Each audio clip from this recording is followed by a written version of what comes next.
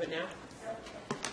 So good morning. I'd like to call the Board of Supervisors meeting to order. We will not be having closed session today as we do not have a quorum for the closed session discussions. So if you could please rise for the Pledge of Allegiance. I pledge allegiance to the flag of the United States of America and to the republic for which it stands, one nation, under God, indivisible, with liberty and justice for all.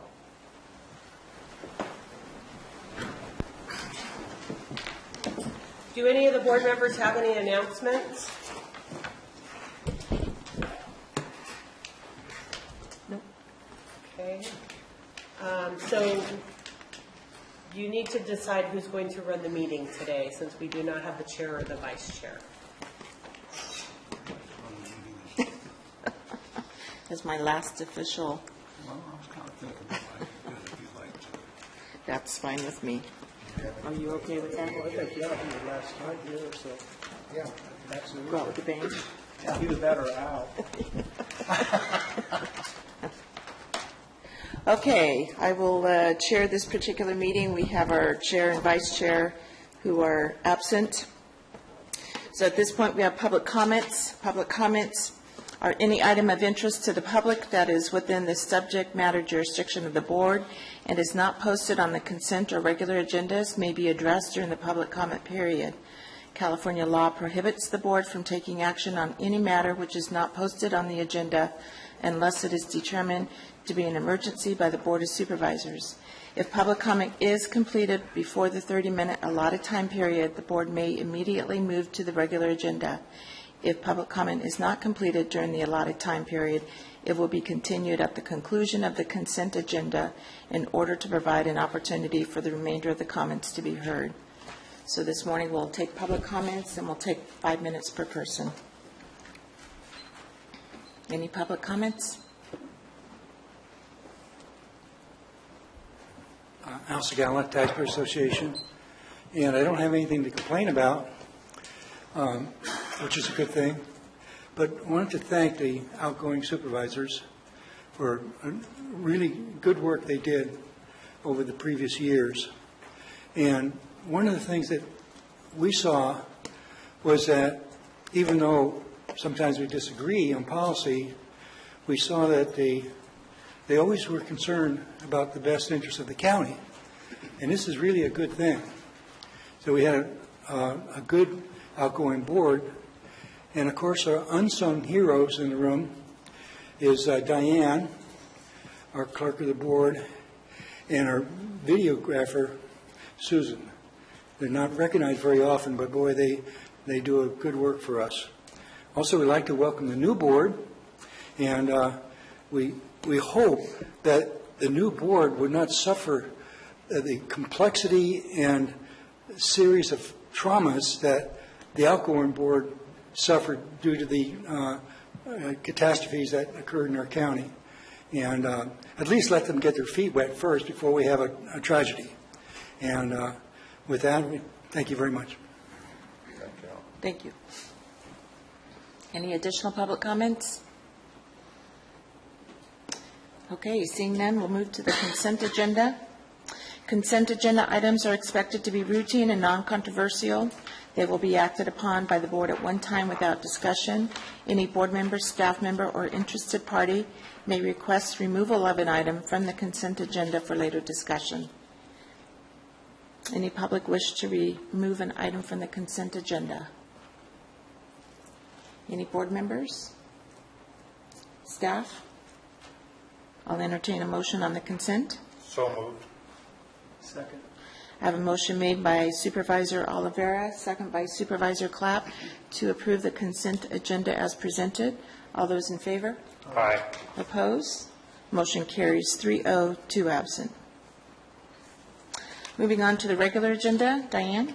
Item 6 is from the Administrative Office to approve the acceptance of a grant in the amount of $300,000 from the Golden State Finance Authority for direct financial assistance to provide safe and sanitary stable housing to individuals and families displaced as a result of the Butte fire, and authorize the county administrative officer to sign the attached agreement for Residents Emergency Disaster Assistance Program. As the board may recall, about this time last year, through RCRC, the Golden State Finance Authority did a grant of $150,000 to Calaveras County and 2 Lake counties to assist with victims of the fire. There really was limited, very few limitations on amounts, but it was restricted to housing, temporary shelter, safe and sanitary housing. And so we had a year to spend that $150,000, so we had until December 31st. I'm proud to say we spent every penny of it, and every penny went directly for the benefit of fire victims. We set up a process through Calaveras Recovers. Their case management system would review the applications, would work with them, get the vendor that was going to do the work or the shelter, temporary shelter, and those checks would then be made payable once the work was done or the shelter was done, taken care of, were issued to the vendor. This is a $300,000 grant. We have 2 years to spend the money. Any unspent money goes back to Golden State Finance Authority. There's a few more restrictions on this money, but again, it's basically to provide safe and sanitary stable housing to victims of the fire. There is a limit per individual household of $2,500, which is one of the main changes, where before there was no limit. We hope to work with Calaveras Recovers to identify those needs and to allocate those funds to the victims. But again, 100% of the fundings goes to the victims. There was no administrative cost taken from the first one. This does allow a small amount to be used for administrative costs, but it cannot exceed 5%. And so what RCRC and Golden State Financial Authority was hoping was that the board would approve the agreement, allowing the CAO to sign the agreement so that they can issue the check before the end of this calendar year. Okay. And then Shirley, just on item number 7, because they're related, that's more of a budget adjustment internally, so that can go on next year and be okay? That is a budget adjustment that will be required to increase the revenues by $300,000 and the expenditures for appropriations by $300,000, because we will, once we send off the signed agreement, and even if we got the check on the 31st of December, we wouldn't be able to actually spend it until that budget adjustment can be done, and that can be done in January. Okay. All right. Okay, are there any board comments or questions on this item? Question for CEO Ryan. There's no match fund on this or anything on behalf of the county? No, there is not. Okay. And the qualification for the recipient of these $2,500 grants are direct victims of the Butte fire? Direct victims of the Butte fire, whether they rented or whether they owned, but that they lost their primary residence or their primary residence was significantly damaged during the Butte fire. Thank you. Okay, any public comments on item number 6? Bill McManus, Hanford Hill. I just had a question. It's like 60 people that can be helped. If it's $2,500 apiece and you get $150,000 a year, are you allowed to spend the second year's money ahead of time as long as you spend it all within 2 years? Because it seems like the need is in the near term and half of the money is in the long term. Mr. McManus, if we can spend it all in the first 3 months, where we can do that, we only have 2 years to spend the $300,000. Okay, thank you. Hi, my name is Mona Baruti. I'm the president of the Hive Butte Fire Recovery Center. I currently work with about 300 families. And so I'm interested in knowing when the application process will be put into place and when my clients can apply for help, and to whom. Once the board approves this, we will make contact with Calaveras Recovers. We have a process already in place for the initial $150,000, and I imagine that that process that worked well for that initial grant will also work well for this grant. So if I wanted to contact somebody at Calaveras Recovers, would it be the case manager there? That's correct. Okay, thank you. You're welcome. Any additional public comments?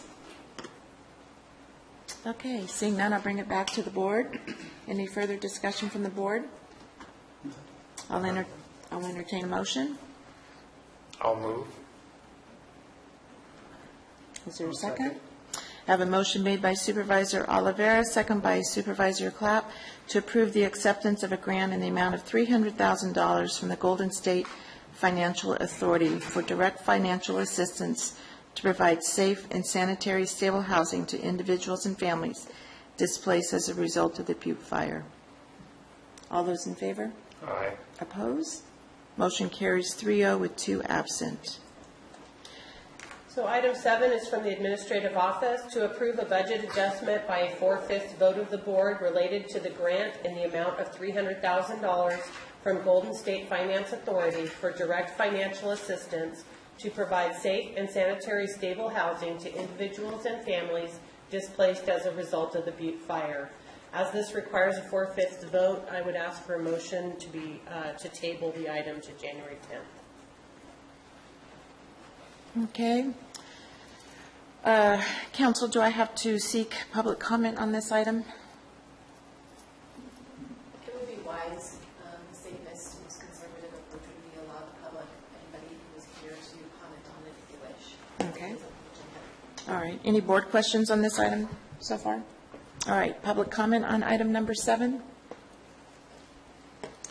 All right. Seeing none, I'll bring it back to the board. I'll entertain a motion to postpone this item until 2017. So moved, Chair. Second.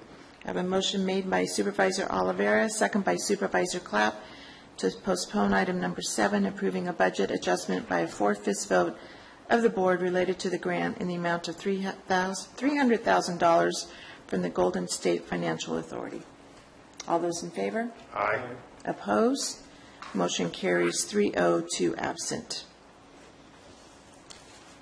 All right, seeing no further items on the agenda, I will adjourn this meeting for ending 2016. Thank you.